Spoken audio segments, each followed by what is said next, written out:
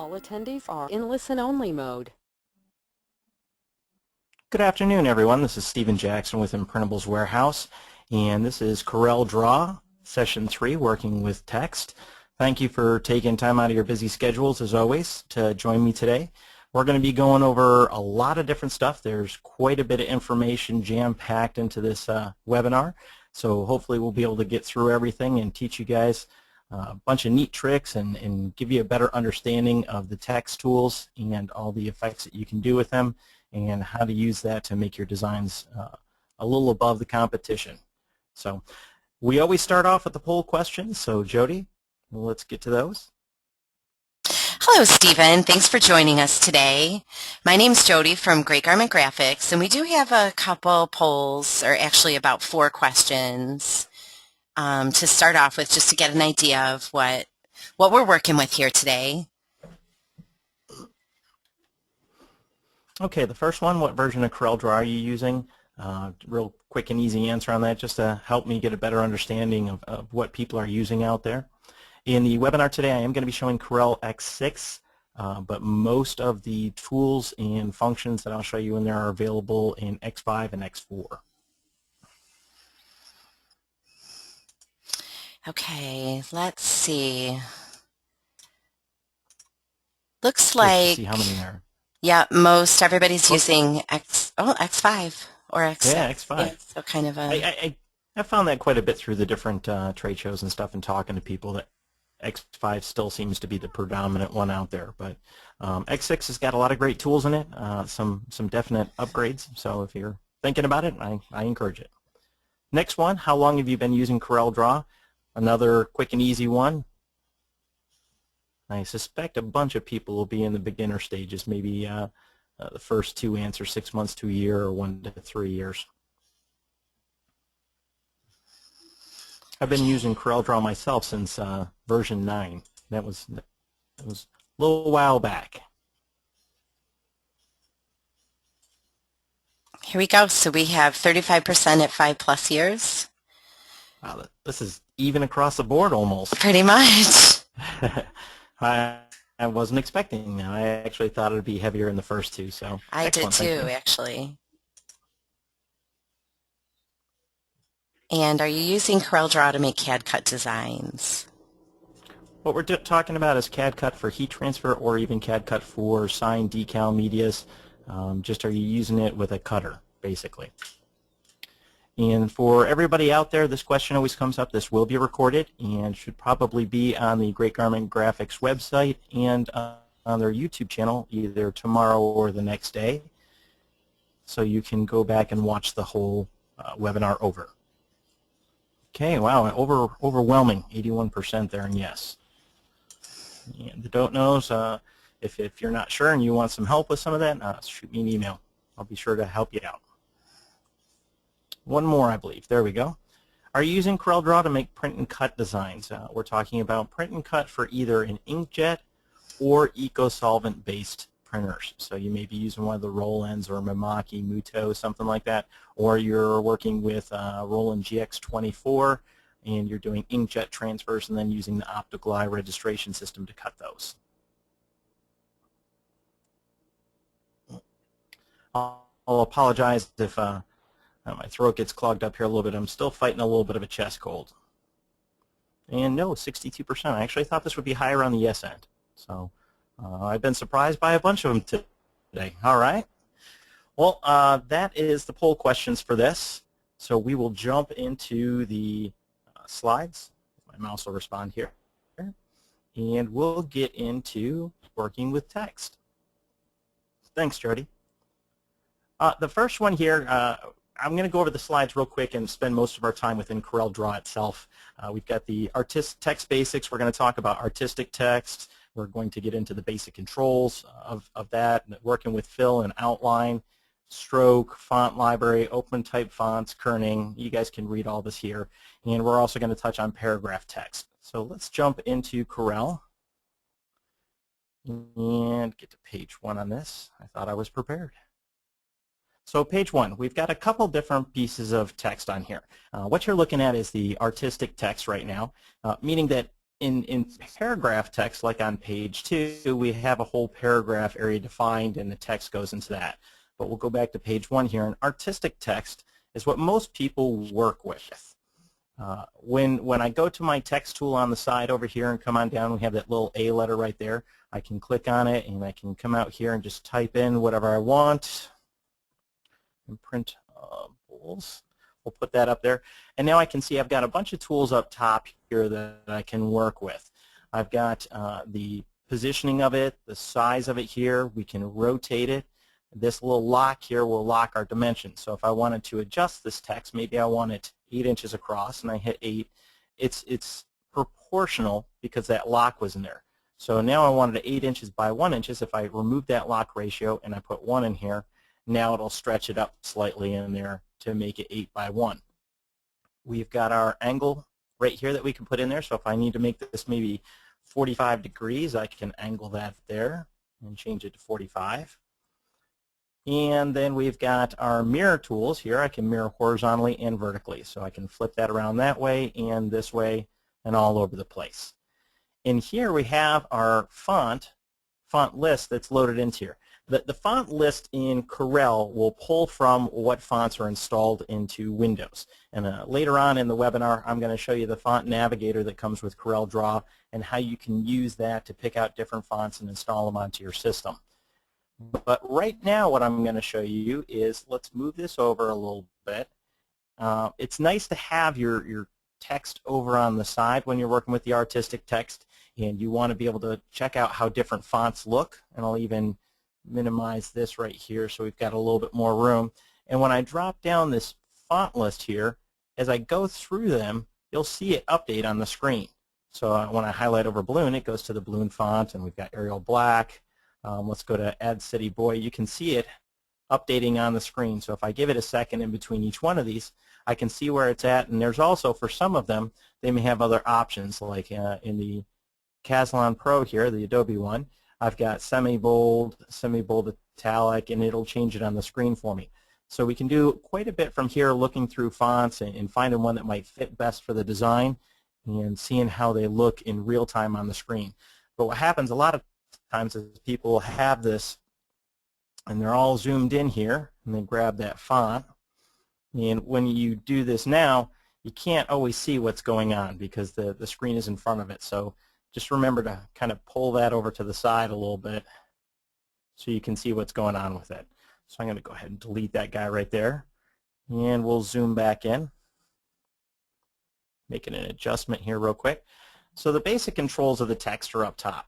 When you select the text and you've got it there. I've also the font list right there, and I can also adjust my font size here. So I can scroll down through this and say I wanted 100 for that, or 150, and you can even type it in there. So, well, you know, 100's too small, 150's too big, so let's just jump into here, and I will put 125, and it hit enter, and it adjusts the text for me.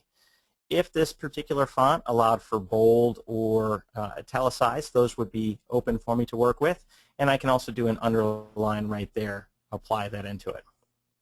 This here goes into horizontal alignment for our text, and I can change the alignment of it within that area. So if I had multiple lines in there, I could work with that.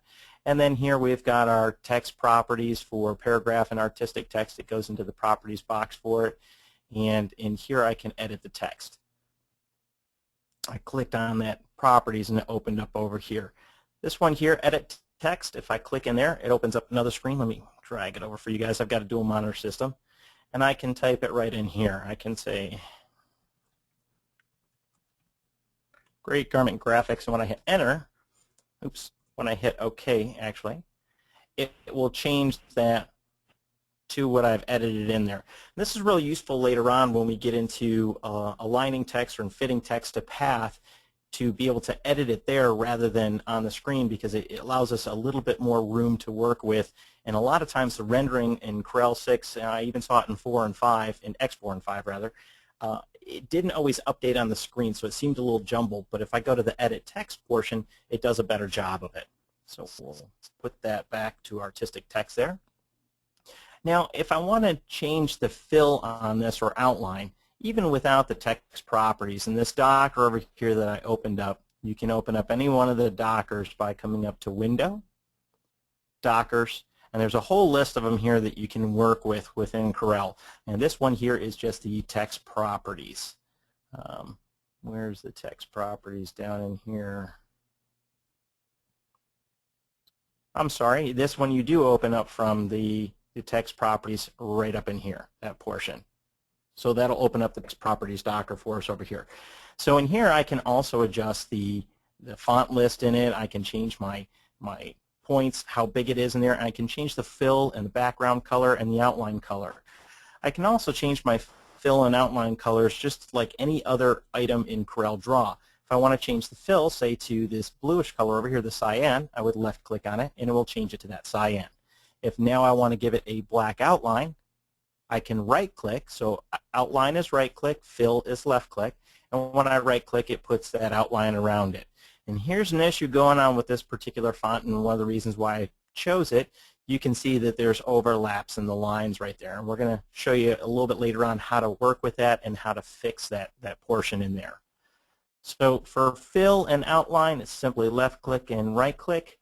I can give that, we'll go back to fill on this guy. Go back to fill on it, and we'll make it black and no outline. Okay, so you got to be careful, and what you see is not always what you get, and we'll cover this a little bit later as well, but when you go to wireframe you can see where there's overlaps within a font. Okay, and let's take a look at this and get a little bit fancier on it. I can also work with my fill tools in here. If I wanted to change that from a uniform fill, say, to a fountain fill, now it's a fountain fill, and I can even choose from some presets, so I can make some pretty neat stuff in there just from within the text properties Docker right there. And then again on my outline, if I wanted to give it a background, this is a background fill type, so we'll give it a uniform fill there, and you can see it makes a block around it. The background fill there doesn't necessarily give it anything curved or anything like that. It's just a block inside there, so I usually don't do anything with that. And you can get into some further properties on it, say like the fill settings, these little dots next to it. We'll open up another dialog, and where'd that go for me? I got to grab the window on the other side. And you can see here it opens up the fountain fill Docker, and I can change where each one of these go. I could change a color. I want that one to be red now, and I want this purple down here to be orange. And when I hit OK, you'll see it changes it within there, and I've made a custom fill across there, a custom fountain fill. So there's quite a bit you can do within this Docker over here. Let's change that back to black. Make sure I'm following along with my slides here. And the font library, we talked about that. Let's talk about some open type fonts. The second one in here is a font within there that's called Gabriola, and it's an open type font. When I click on this one, I can see that I've got these lettering and items down in here are open for me, and before, when I was saying artistic text, they were all grayed out. This is not an open type font. It's a true type font. You can see the TT right there. And not all open type fonts have options with them, but quite a few of them do. So this one here, now I've got all these options in here, but I can access it a little nicer in Corel 6 by simply highlighting this here, and then I've got this little arrow right there that I can drop down.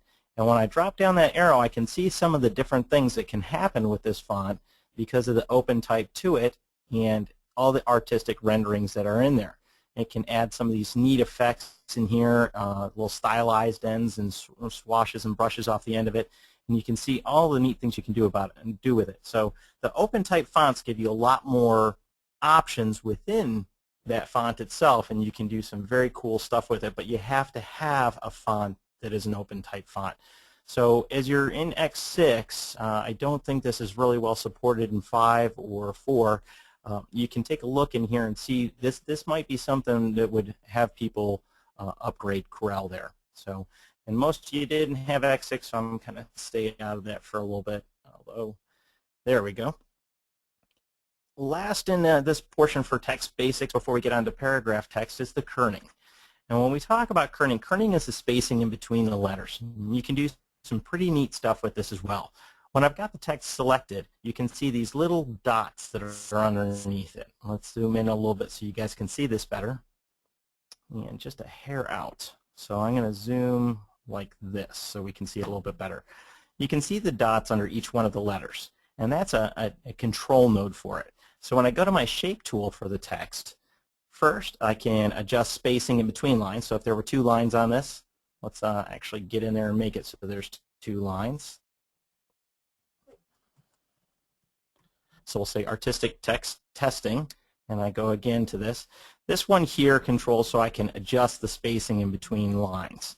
So I could bring this all the way up so it's really close on there. And that's also adjusted right here. So I can change that portion there. So let's get rid of that second line because I don't need that to show you.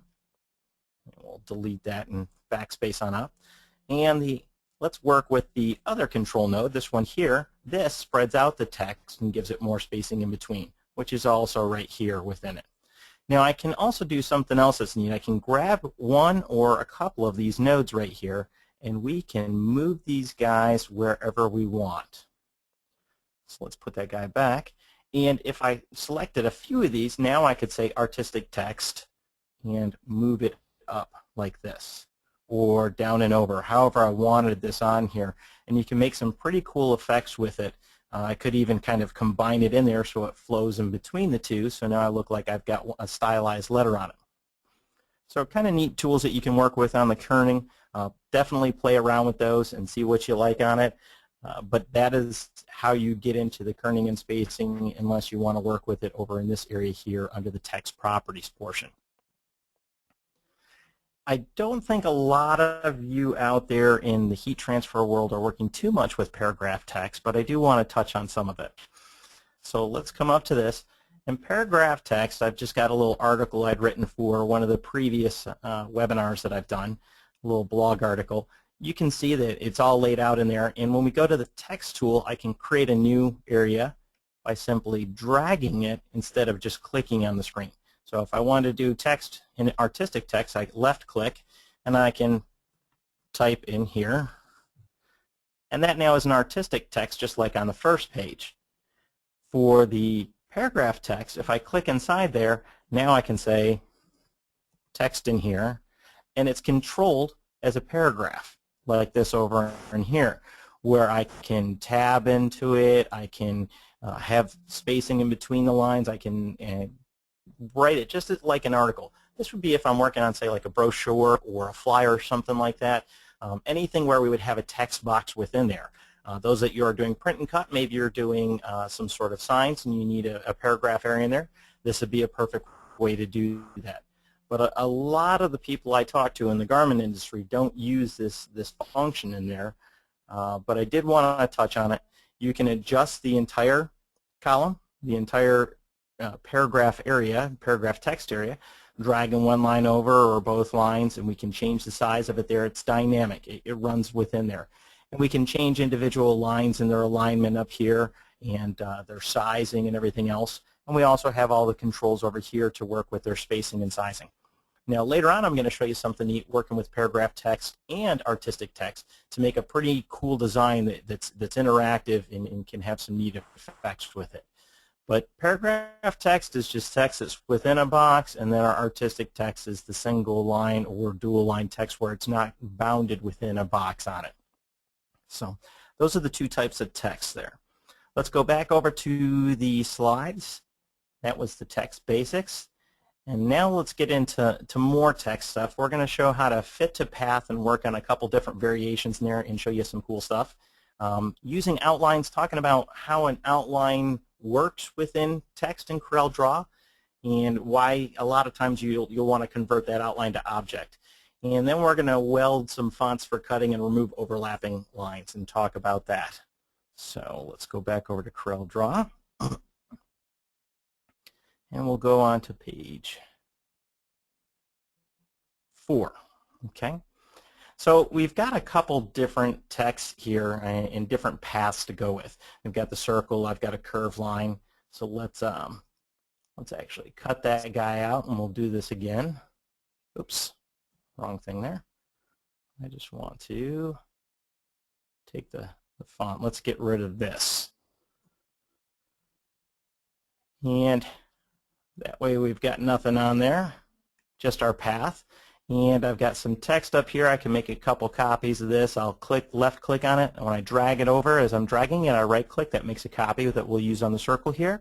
We'll use one down here that we'll put onto path, and I've got one over there and this one will just be our control. A lot of times when I'm working with a text to path, I want to make a copy of it because if I make a mistake or I change things and it's not how I want and I just want to kind of reset, I've got that original one that I can delete when I'm all done, but it's still there. So, excuse me, there's that cold kicking in. So let's first start off with the circle. When I've got this text right here and I've got a circle and I want to have that text go along the path there, we select the text. I go up to my text header up here, and I will go down to Fit Text to Path. Now it's asking me to select the path, and I can just hover over the top of it, and I caught this line right here. If I came over to here, it'll jump onto that portion, or onto this one, it'll jump onto that portion. But let's start with the circle. You see that red line in the center there? That shows me that it's centered on the circle there. I can draw it up from there to make it further out if I want to and adjust how far off the line it goes. We can drag it to the inside and have it go just to the inside of it. And I can even drag it to the bottom. And now on the bottom, though, you see it's backwards. So let's go with this one first. When I click it on there, it's backwards on the circle. And I'm going to zoom in on this so you guys can see it a little bit better. So it's backwards on the circle, but what I need to do now is we have that text mirroring up here that I could work with. So I'll mirror it first horizontally, and then I'll mirror it vertically, and now you can see the text is inside, is right there on the circle, just how I wanted it. If I want more spacing on it, I can go over here to my kerning and adjust my spacing, and you can see it drawing out there, and it's still centered on the circle. So I can adjust it right in there. Now, if I wanted to, I could grab the Node Edit tool and go back to my kerning, but as you see, it's not changing visibly on the screen. I'm not seeing it change there. When I let go, it updates, but it's not very good at rendering that on the fly. So this is where I personally prefer using the text properties box because I can adjust it right here and see it on the screen and tell, yes, that's where I want it. Now I can also go back to my pick tool and this red box right here. That allows me to grab that and move it in and out as it was before, and I can play all around with this.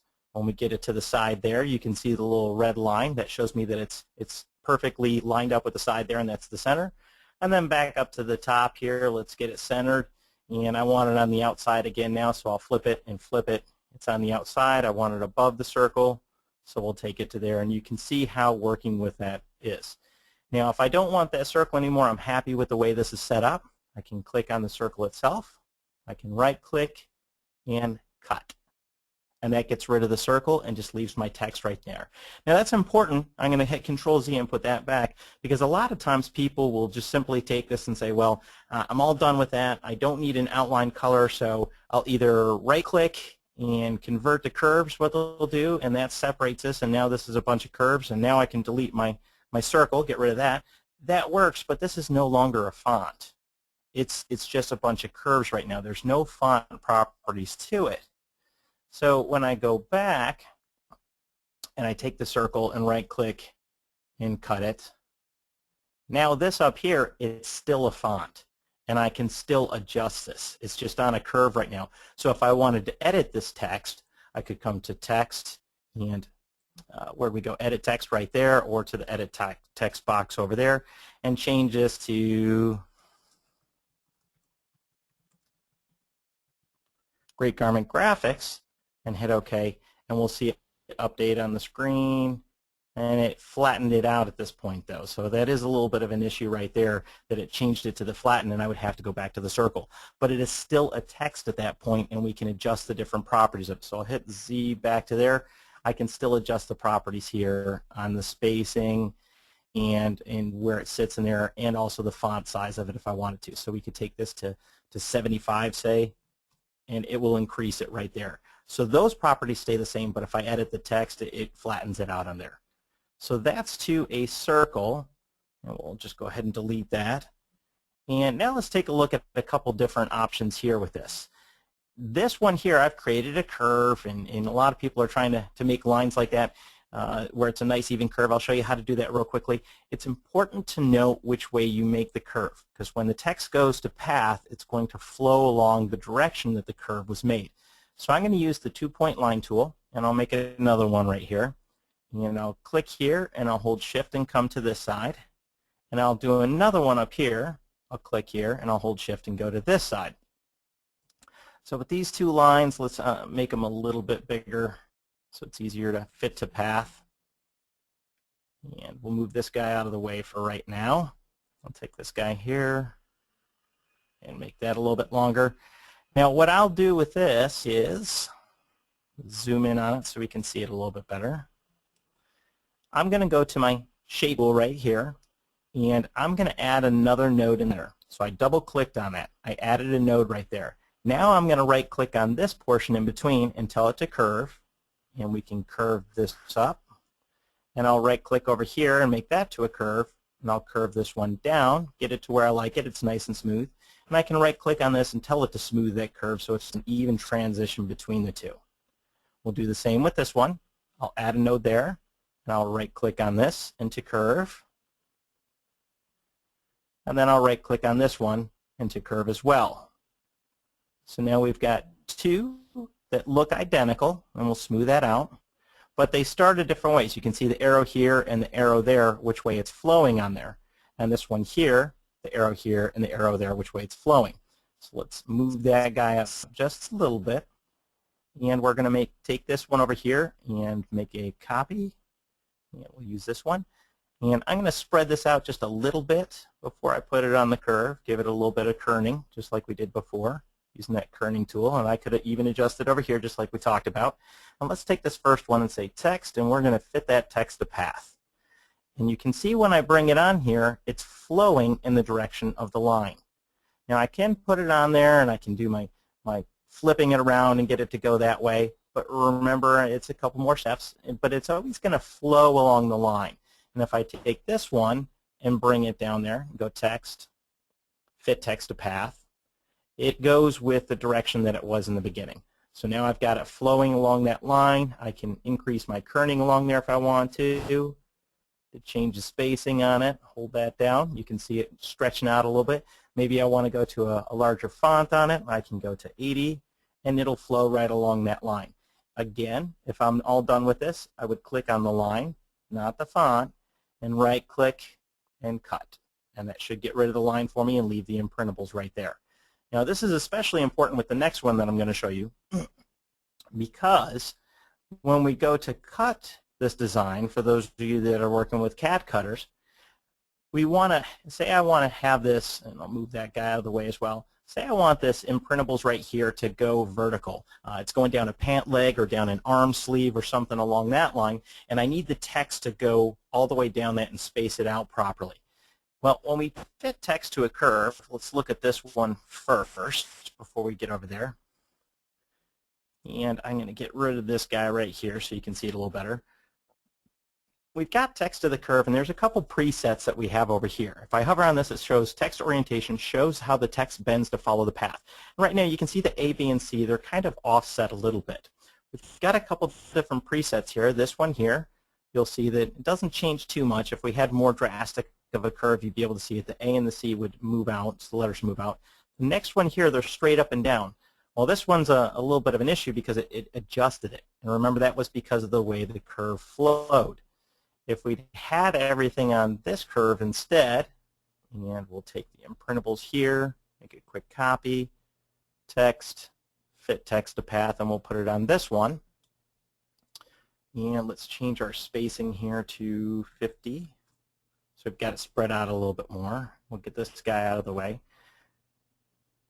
Let's zoom in, hit Z to zoom in, and now we'll go back to it. The text on here, we'll go down to this one. You can see, and it made it follow to the curve. So maybe that's a bad example right there. Let's go back to the circle to show you a little better. I know it shows on that one very nicely. So we'll make a circle. It is doing what we want. It's making it all straight up and down, but it's trying to move it around that curve a little bit too much. And I would have to take this and then adjust it. I could sit there and mirror it back and forth to get it the way I want it to on that curve, and it is still straight up and down right there, just as in that preset showed, straight up and down. But let's show this on the circle. So we'll bring that, and we'll take this guy and text, fit text to path, and we'll put it on the circle right here. And now let's watch that one for those presets. So bring it here into this one. Doesn't move it too terrible much. We go to this one, and now they're straight up and down. There's no outward tilt to any of the letters. And to the next one, it gives it a lot of outward tilt on that one. It's kind of trying to make it go in a funky way. So you can change it on here and how it tilts and how it works within that curve with these presets. Well, I didn't hit the last one in the list because that one's going to show on this one it's straight up and down, but it'll be a little bit different when we're working with vertical text. So we've got our line here, and we can see the line, the direction that it went. It's going from top to bottom. That's important because we want it to flow that way. And we'll take our text right here, the imprintables, and I'll hit text, fit text to path, and we're going to come to this line. So right about there is fine. We can put it right on top of it. That's good. And I'll zoom in on this so you guys can see it a little bit better. And now when I take this and change the orientation to the bottom one, you can see it's going in a line straight down there. And now I can change my kerning here in between it, the character spacing. Let's make it 125. And that gives a nice space in between everything. So we see it going all the way down. Now remember earlier we talked about, let's give it just a little bit more spacing. Instead of 125, we'll go to 150. There we go. We talked about earlier, a lot of people will just take this and say, okay, I just need to get rid of that line, so I'll come over and select the line and right-click on the no fill color, no color for outline there, and perfect. That's exactly the way I wanted it. But this actually sets you up for a little bit of an issue. If I was going to go send this to cut in either a print and cut or just a simple cutter program, what the cutter is going to see is the wireframe view. And we can see in wireframe there's a line going straight down through this that it would cut. And that's going to ruin our graphic right there. So let's do it a little different way. And we'll Control Z. We've got that line back. When I select the line now, right-click and cut, it removes the line, leaves the graphic there. And when I go to my wireframe view, I have it all set up for an arm sleeve, pant leg, however you want it, and a nice vertical orientation on there using the text tools. So that's a couple of text to path. Let's delete a couple of these and get them out of here. I don't want this last imprintables down there. I need to save that. I'm still in wireframe view. I'm going to show you the envelope in a little bit here. Go back to Enhance View. So we did vertical text, some variants on text to path, and let's look at outlines. We'll come back to this page here in a second. So here we've got a couple pieces of text, and I want to work with the outlines on it. On the artistic text down here in this font that's Arial Black, it's pretty easy to work with, pretty easy to see how outlines work. If I come over here and right-click on my red outline, I've got a slight red outline on it right there. It shows hairline up here. I can drop this down, and maybe I want to go to a nice 4-point outline. I've got that big, bold outline around it. I can go to the properties of this right here, the outline settings, and drag that over, dual monitors again, and we can change some of the stuff on it. You can see how sharp the corners are there, and if I don't want sharp corners on this, I want to round them out, I can tell it to round the corners for me, and I can change the line caps to a rounded right there. And also, I like it behind the fill so that it's not going in both ways. But we'll leave it like this right now, and I'm not going to scale it so you can see some things that will go on. So we'll hit OK. And if I zoom in, you can see it rounded out those corners and gave it a nice end cap to it. This is a nice effect in here. But what happens is if I go to wireframe view, the outline is a property of that text, and it's not its own object. So if I were to cut this on a cutter, it's not going to cut that portion of it. So we'll go back to Enhance. And also, I didn't tell it to scale with the image, and it's not behind it. So as I bring this out and change it, it's actually gotten thinner across there. It's still a 4-point, but it's not scaling with the image. So as the text gets larger, it's not going with it. So let's hit Z, and you can see it's much thicker looking right there, the spacing between it. And we'll go back to the properties of it. Bring this back over. And now I'll say behind fill and scale with object. And when I hit OK on this one, now it's nice and neat behind there. I've got a small amount of spacing right there in between the eye. And when I move it, that spacing stays proportional. And you can see that now it's 5.61 points. It scales with the text on there. So those are a couple options you might want to look into if you're changing the size of the text and want to control it there. Remember on our fill here, I can also do, instead of uniform fill, I can do fountain fill, I can do bitmap, pattern, texture fill, all this stuff. If I want to do a fountain fill, it's going right across there and I've got some to pick from, or I can make my own fountain fill in there. So let's just take that back to a regular black.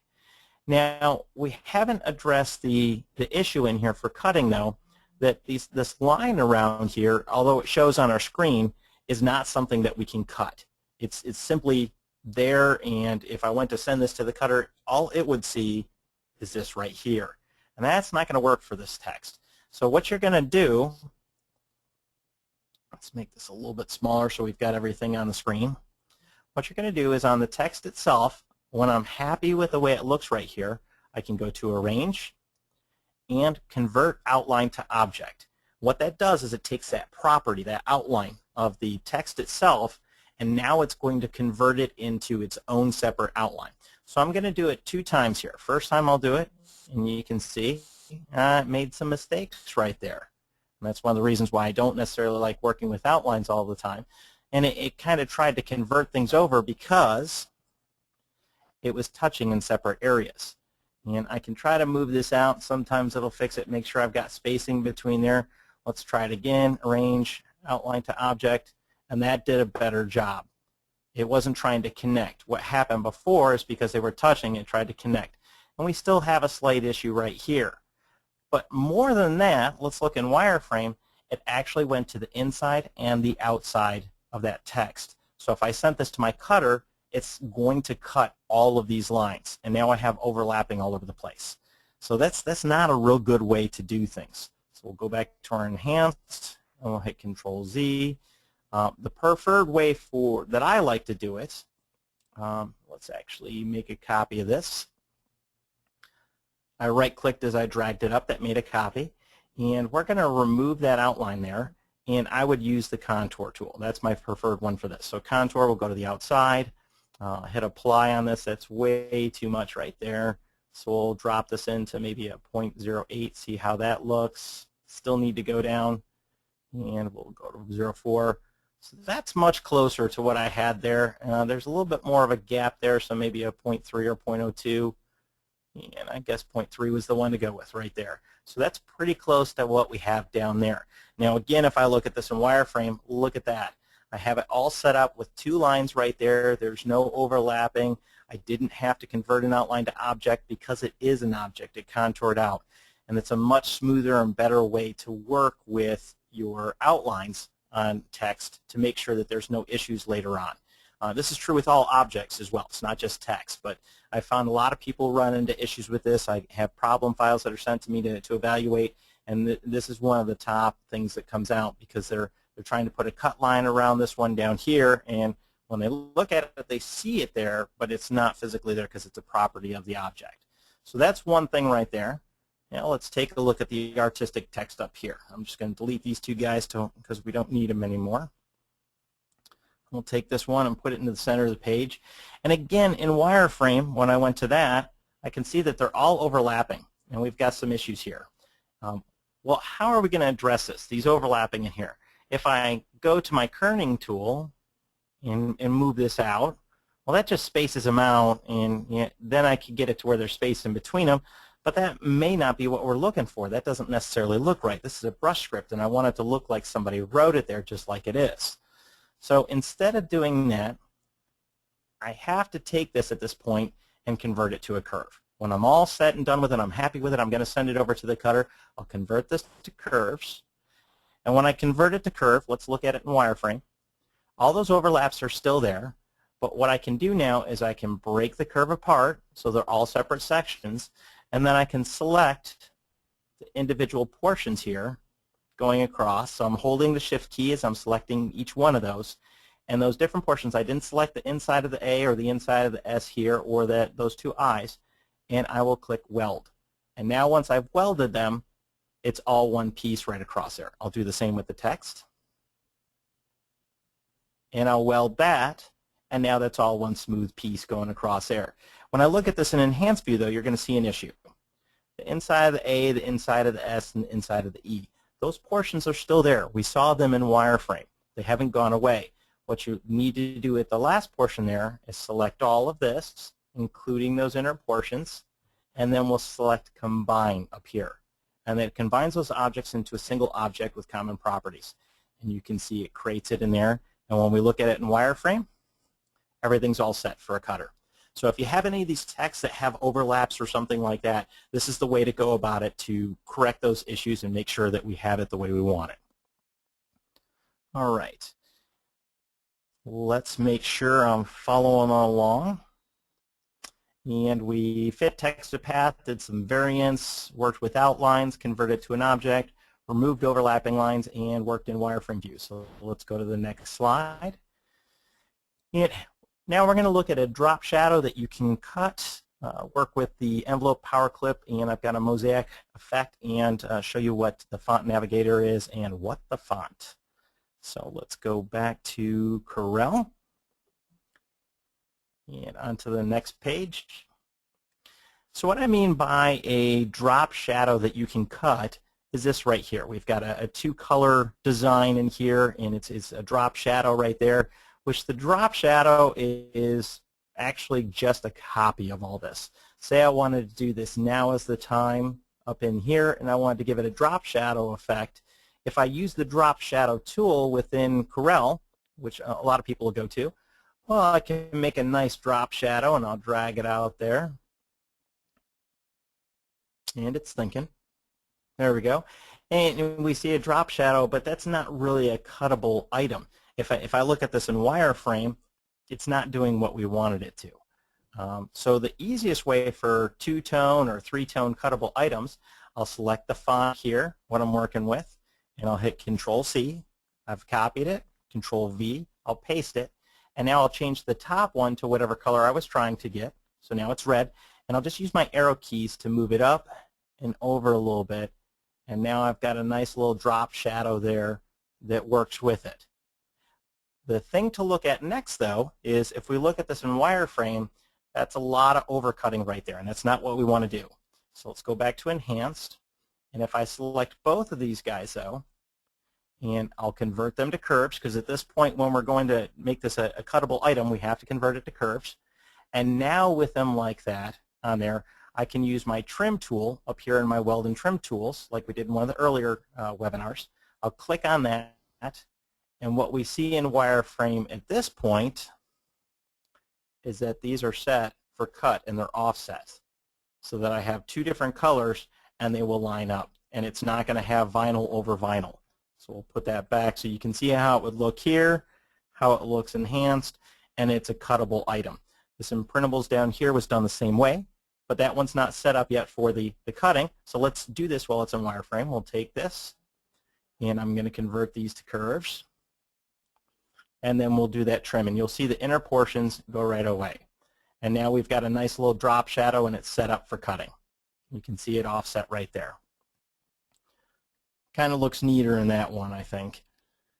So we've got that for making a drop shadow that you can cut in here.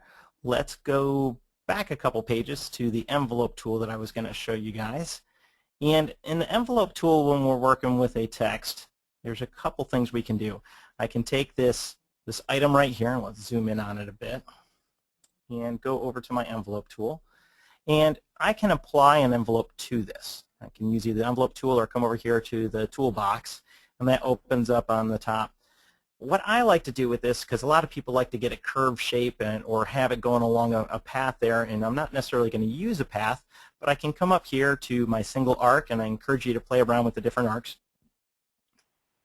Excuse me, I'm going to go to single arc, and I'm going to hold down Shift and grab that guy there, and you can see I can move them out like this, or in single arc, I can hold Control and drag them up, and they go together to make a nice arc there, like that. So that's a quick and easy way that I can do an arc with the envelope tool. You can even play around with these after that, grab each individual arm. So we'll take this guy and grab that one right there, and I can play around with each of these individuals. I can play with the different lines there and change it around how I want. There's quite a bit you can do with this at this point. So if you're holding the Shift or Control key, it'll work differently within that. So let's take this back a little bit. I need the original font there. I didn't make a copy of it. I should have. And redo that so we've got our portion there. And what I want to show you is with that same tool, the envelope tool in our envelope box over here, say I want to make a shape here, and I want this font here to fill this shape. I can define it however I want. And this is just a simple rectangle that I created here, and I'm going to right-click and convert it to curves. I'll go to my shape tool, and I'm going to right-click on this line here and make this to a curve. And I'm going to drag this up a little bit. Once I've got that to the shape that I want my text to fit, whatever design that would be, now I can take the text. I can go to this eyedropper tool right here in my envelope docker and create from. You can also do it from the envelope tools up on the top. So I'll create from, select this here, and you can see the envelope that it's going to create right there around it. And when I hit apply, it forms to that shape right there. Pretty neat effect that you can do with that. There are some presets that you can work with within the envelope tool. There's a lot you can do with this. I just wanted to show you real quick how to do a curve, because a lot of people are ask me, how do I do a curve like this or the other curve simply within the envelope tool, going in single arc mode and holding down control, grabbing that top one and curving it up a little bit. So two different effects that you can do very quickly with the envelope tool. Now, I'm trying to watch my time, so if I'm rushing a little bit, I apologize, but I want to make sure that I get through all the content here. Power clip into text. Let's go to the next one. We've got this fancy design in here, some graphic, a bitmap, and I've got this my font up here and everything. I can take this photograph, and now we're going to make something that's very different from anything else out there. I want to go to Effects and Power Clip, place inside frame. I click on the frame now, and now I've got a text that has that photograph inside of it. So if I were doing this for a print and cut, say on an inkjet transfer or an eco-solvent-based printer cutter, you can see how you can make some amazing effects within this.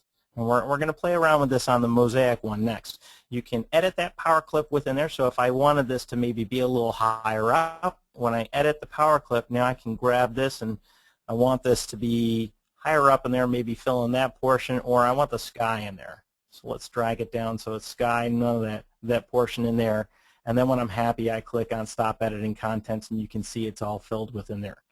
That's definitely a different effect than just a simple CAD cut vinyl out there. So if you're using those inkjet or that eco-solvent base, this is something that you can do that really sets you apart. Next, a little mosaic effect. I've got a paragraph box, like I was telling you guys earlier, and I've repeated the Shen. Shen is a local high school here, Shenandoah, and I want to make something different, something neat. I want to take in this Shen down here that I would normally cut to put on the shirt, and I want to make it a little bit different by using an inkjet with a cutter that's got an optical eye, or my printer cutter like I did before. And now I'm going to take the Shen up here, and I'm going to go to my text box, and I'm going to change the fill on this. Instead of a uniform fill, let's go to a fountain fill, and then we'll pick one of these rainbow patterns within here. So I've got that all set up, and with this still selected, I go to Effects. Before we do that, let's rotate this a little bit. We'll maybe make it like a 30-degree angle. Okay, and maybe a little bit bigger here. Adjust it out. So make sure that it'll fit within this whole thing. So we're going to adjust it out so it'll fit in there, and rotate it just a little bit more. So there we go. I like that. So we'll take this, and I need to make it a little bit smaller on the sides because it started extending the other Shens. There we go. You guys get the idea. I can add more Shens in here to make this bigger. But now, even with this up here, I'll go to Effects, Power Clip, Place Inside Frame. When I click down here, uh-oh, what did I do wrong? All right, what are we doing here? Figure this out real quick. I may have done something wrong here. We'll back up a little bit, because you can always reset yourself back. So we'll go back to a color, and now let's try that. Effects, Power Clip, Place Inside Frame. There we go. That's what I was looking for. and then I could rotate it and all that stuff in there. So now I've got the Shen repeating inside of there, and maybe I'll make that no fill. So now I've got kind of that effect going on and give it a little black outline around there, and I can change the size of the outline, make it 2-point, and we'll make this a little bit smaller. So, and it adjusted all the stuff inside there when you adjust it in there. So if I'm going to make it smaller, what I'll want to do is extract the power clip. So we'll extract that power clip contents and move those out of the way. And you can see this lines that it creates in here. That tells us that it's a frame for a power clip object. It's not being affected by it, but it's still a frame. So now we'll take that, go to Effects, Power Clip, and place it inside that frame again. And there we go. It's a little bit better. I like that effect a little bit more. So you can work within this. I could give it a slightly gray background if I wanted to, or different variants of that, no background fill or anything else along with it. I could even do a fountain fill inside of there that works the opposite direction, so you kind of get a counter effect. So pretty neat effect you can do with the mosaic. What I wanted to try to do, and I didn't have a list to work off of, was to show you how to do this with maybe, say, student names. So if you had the high school name and you wanted to put all the students in that particular class inside of a shape or lettering itself, you could do that. And this, I just repeated the name of the school over and over for it. So real quick now, we're going to go through the font navigator and what the font. The font navigator, if you go to your Start menu and go to Corel, the folder for it, and I'm bringing it up on the other screen. I apologize for that. We'll go to Bitstream Font Navigator, and I'll bring it over on the screen here when it comes up. This is where all of your fonts live. And cancel on that. So what it is this Font Navigator. Here's all the fonts that are on my computer, and it's not necessarily all the fonts that are installed. You can have it search for fonts within your system, or if you have a hard drive, external hard drive or something like that. And then if there was a font that I liked in here, when I click on it, I can see an example of it right there, and we can change that example and say this is one that I wanted to add. I could drag it over here and add it in there, and now that's installed on my Windows system, and it'll be available inside of Corel. So that's how you work with adding fonts in here, or if you're comfortable with it, you can download different fonts and you can install them into the Windows font library, the folder within the Windows folder on your computer.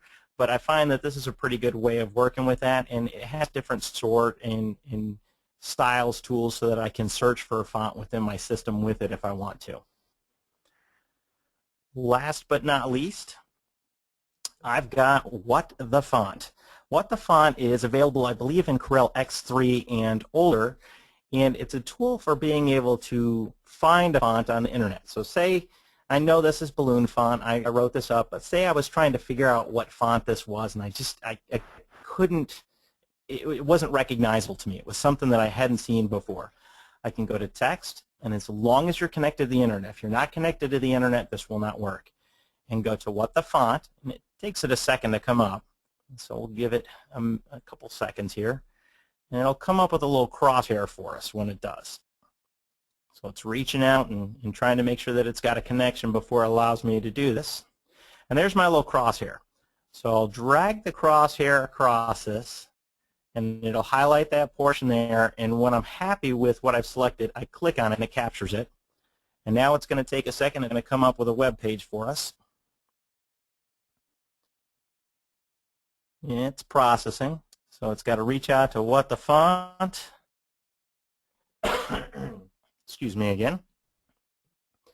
And it'll come up and try to identify the different characters that are within that font by breaking that graphic down and letting us choose what those letters are. So I identified the T, E, S, T. Oh, that it says it's 1. I know it's not a 1, so I'll put an I in there instead. Let's see, G, B, A, L, nothing in there, L, O, O, N. And it looks like it found just about everything there. Now, of course, this is dependent upon the graphic that you have and how crisp and clean it is and what other items are in the background there. But we can see it found it on here, balloon extra bold and balloon SSB, and it shows us examples all the way down. and also gives you a link to different places where you could download that font. Some of them are free, some of them are pay. But it's a great way to be able to try to figure out a font if you're having a tough time with it, and then see if you have that font on your system. So that is What the Font. Now I'm running short on time, but I believe I've covered everything that's in here. I apologize if it was a little quick for some of you out there, but the webinar will be available online for you to review later. Looking for video idea and webinar ideas from you guys as always, and we're on May 21st. We're going to go into session 4. We're going to combine all the stuff from the previous sessions and do a full project. Start out from beginning to end and have something that's a customer project. They've come to you. We're going to look at how to design it up, how to produce it, and how to get the finished product to the customer. And I believe we got a couple minutes at least for some questions. I'm sure there's some out there. Yes. Georgia was wondering if you could touch on how to turn the autocorrect feature on and off. She feels like it always seems to change her lower cases to capitals, which isn't necessarily what she always wants to do, but the toggle text doesn't seem to work for it. Okay. So the autocorrect for your casing and everything, that would be under Tools and your Options. I'd have to dig a little bit for where that one's at. I don't have it set up on mine, but you can change the casing within the font itself. I can right-click on it, and I can, where's it at in here? There's spell check within there. Boy, she's got me on a good one here. I thought I'd be able to come up with it pretty quick. Let me see if this one. Select that, right-click. I thought it was right in here. I'm going to have to take a look and see where that autocorrect is. I know it's in here, and I know you can change the casing of it and everything, but I'm going to have to take a look at that. You can go up to the text menu up here as well, and then there's Change Case right there, and you can work within that. And then there's some writing tools in here, so maybe under the writing tools for settings, let's take a look there real quick.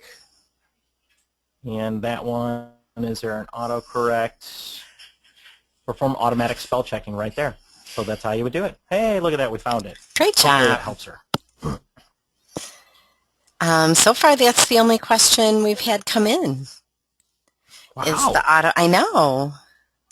I was throwing so much at them so quick, they were just overwhelmed. Either that, or you explained it so well, they don't have any questions about it. No one has any I don't know questions. about that. I try, but I don't know if I explain everything that well. They're just going to go back and watch it later, I suppose.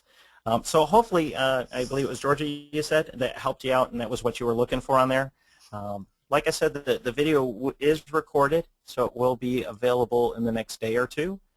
And we've got all the contact information right here for everybody. Printables.com, the mainline number, the 518-630-6655 is my direct desk number, and my email address is right there at the bottom. I can't thank everybody enough for coming out today and spending some time with us, and I guess that's it for this one. Yes, and thank you so much, Stephen, for joining us, and I'm very much looking forward to next week's session, or next month's session, where we get to put it all together. Outstanding. Again, thanks everybody, and we'll see you at the next webinar. Great. Have a great day, everyone.